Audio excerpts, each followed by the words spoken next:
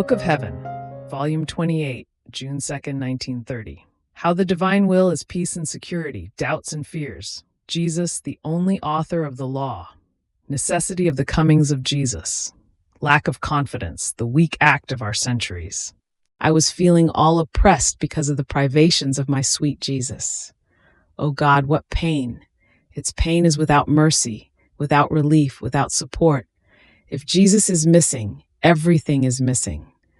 Therefore, one feels that the life of the one who can give life is missing. It is pain that converts the poor human being all into voices that call the one who can give it life. It is pain of light that reveals with more clarity who Jesus is. But while I was swimming in the hard pain of his privation, another sorrow added, which hammered my poor intelligence. They had told me that some were doubting about my writings, for in them one could find that Jesus had kissed me, embraced me, and had come to me almost daily. My poor mind could not hold up, and speaking nonsense, I was saying, "See, my love, what it means for you not to make yourself seen and known by all. If you did so, they would be caught in the net of not being able to be without you, and they would catch you into not being able to be without them." I felt tortured by doubts, by fears, which it is not necessary to say on paper. And my sweet Jesus, having compassion for me, all goodness, told me, "My daughter, calm yourself, calm yourself. You know that I have never tolerated in you doubts and fear, which are old rags of the human will. My divine fiat, wherever it reigns, does not admit these miseries, because by its nature it is peace and security. And so it renders the soul who lets herself be dominated by its light. Therefore, I want from you nothing but that your breath, your heartbeat, your whole being be no other than my will and love. Love and divine will, united together, form the greatest offering, the most beautiful homage that the creature can give to her Creator, the act that most resembles our act. Therefore, let us remain at our place of always loving each other and of never interrupting our love. A divine will always fulfilled and a love never interrupted is the greatest thing that can be found in heaven and on earth, which is only of our divine being and of one who gives himself prey to our will. And besides, my daughter, why do you afflict yourself so much because of what they said? I am the author of the laws, and no one can subject me to any law, and therefore I do whatever I want and what most pleases me. To dispose of souls, to fulfill with one a design of mine with one another, is a right that I have reserved to myself alone. And besides, which is greater, to receive me in the sacrament every day, to enter into their mouth, descend into their stomach, and maybe even into souls full of passions, in order to communicate my life, my blood, to mix it with their blood, or to give a kiss, an embrace, to one who loves me and lives only for me.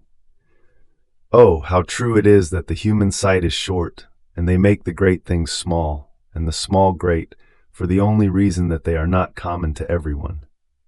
Furthermore, everything that has passed between me and you, the many intimacies, the many excesses of my love, my repeated comings, was required by the decorum of my divine will, which I was to make known through you. Had I not come often, how could I tell you so many things about my divine will? Had I not made my dwelling in your heart as my living temple, my lessons would not have been so continuous. Therefore, they should comprehend that everything I have done to your soul was to serve my divine will, which deserves everything. And it was to serve, in hearing my so many loving condescendences, to make them comprehend how much I love the creature, and how much I can love her, in order to elevate the creature to my pure love, and to the full confidence which she must have toward the one who loves her so much. In fact, if there isn't full confidence between me and the creature, they cannot be elevated to live in my divine will.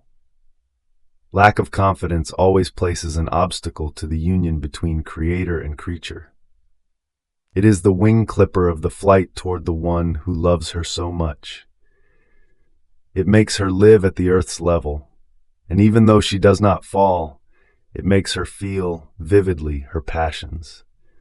More so since lack of confidence has been the weak act in the course of the centuries, and sometimes even good souls have drawn back in the journey of virtues because of lack of confidence. And I, in order to remove this torpor that the specter of the lack of confidence produces, wanted to show myself with you as all love, and in an intimate way, more than father and daughter, in order to call back not only you, but all others, to live as my children, as though rocked in my arms. And I have enjoyed, and so have you, how beautiful it is to have the creature as all love and all trust with me. I can give whatever I want, and she has no fear of receiving what she wants. So, once true confidence is placed in order between me and you, the greatest obstacle to letting my divine will reign in their souls is removed. Therefore, my daughter, I know where my aims tend to, what they must serve for, what I do, great and beautiful, when I choose a creature. What do they know? And this is why they have always something to say about my operating. And not even my short life down here was spared, when my most holy humanity was in their midst, and I was all love for them. And yet, if I drew too close to sinners, they had to say that it was not decorous for me to deal with them. And I let them talk, and without giving importance to their talking, I did the facts. I drew closer to sinners. I loved them more in order to attract them to love me. If I did miracles, they had something to say, because they believed I was the son of Saint Joseph. They had to say that the promised Messiah could not come from a carpenter, and they kept arousing doubts about my divine person, so much so as to form clouds around the sun of my humanity. And I aroused the little breezes to get rid of the clouds, and I reappeared more blazing with light in their midst, in order to accomplish the purpose of my coming upon earth, which was redemption. Therefore, do not be surprised that they have found something to say on the way I have conducted myself with you. And even though they have formed clouds around the operating I have had with you, I will arouse my little breezes to get rid of these clouds. And if they love the truth, they will know that the way I have conducted myself with you, even though I have not used it with other souls, was necessary to our love, because it was to serve our very will, in order to make it known and to make it reign. Then he added with a more tender tone, My daughter, poor ones, they are not used to walking in the fields of the light of my divine will. Therefore it is no wonder that their intelligence has remained as though dazzled. But if they get used to looking at the light, they will see clearly that only my love could reach such extent. And since I love so much that my divine will be known in order to let it reign, I wanted to be exuberant in the excess of my love which I contained in my heart. Even more, everything I have done with you can be called the preludes of what I will do to those who will let themselves be dominated by my fiat.